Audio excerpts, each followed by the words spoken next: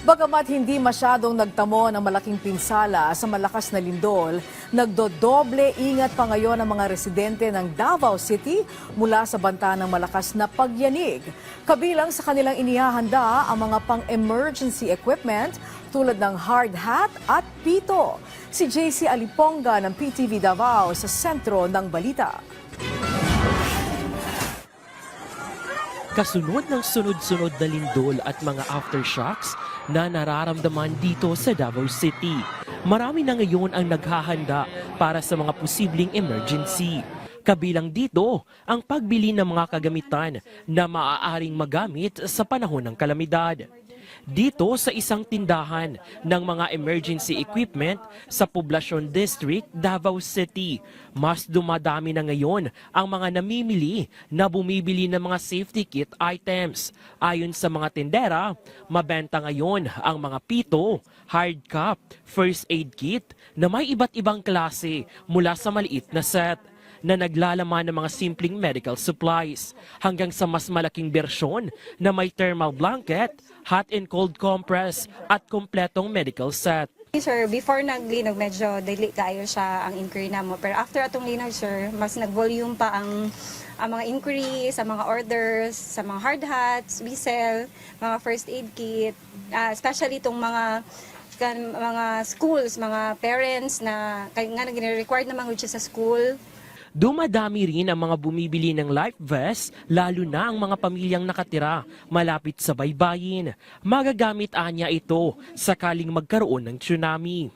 Life vest, sir, especially kanang mga sa baha-baha, pwede man siya. Kanang mga PFD na to, sir, na like katong mga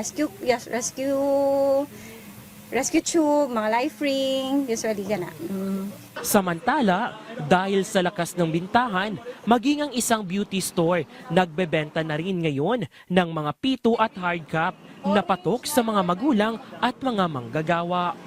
Ayon sa mga tindera, dahil katapat lang anya ng kanilang tindahan ang paaralan, mas dumadami ang kanilang parokyano, kabilang ang mga magulang na naghahanda para sa kaligtasan ng kanilang mga anak habang nasa paaralan. Mga ginikanan po kasagaran, sir, kay gamit yung sa mga bata karon kay magalindol-lindol.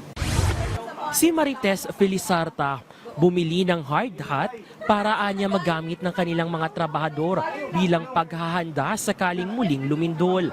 Mahalaga anya na lahat ng kanilang empleyado ay may suot na hard cap sa panahon ng sakuna.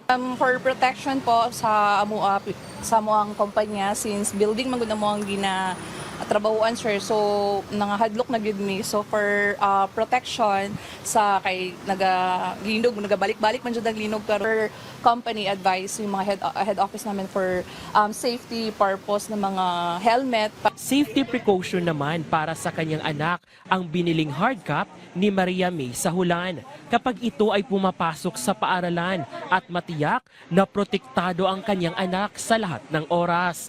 Mas mabuting anya na maging handa dahil hindi natin alam kung kailan darating ang sakuna.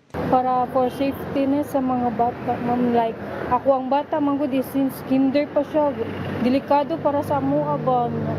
Ngunihang teacher na dili lang sa pakuan sila kanang pasulod sa kanang school. Bagamat walang naitalang malaking pinsala sa lungsod, nananatiling mapagmatyag at handa ang mga residente ng Davao. Ginagawa nila ang lahat ng paraan upang matiyak ang kaligtasan ng kanilang mga pamilya at mga anak sa anumang oras. JC Aliponga para sa Pangbansang TV sa Bagong Pilipinas.